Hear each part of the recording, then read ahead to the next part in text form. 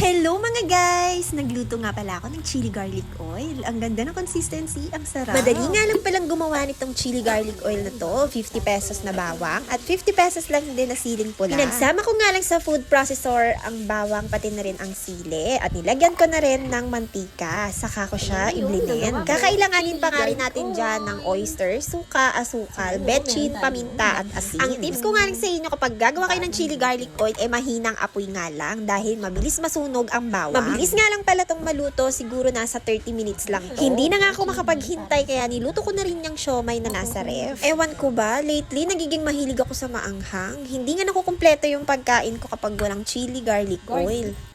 Ayan o, sarap.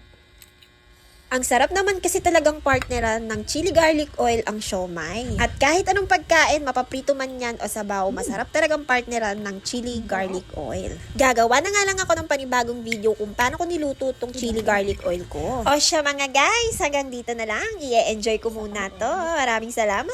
Kain tayo!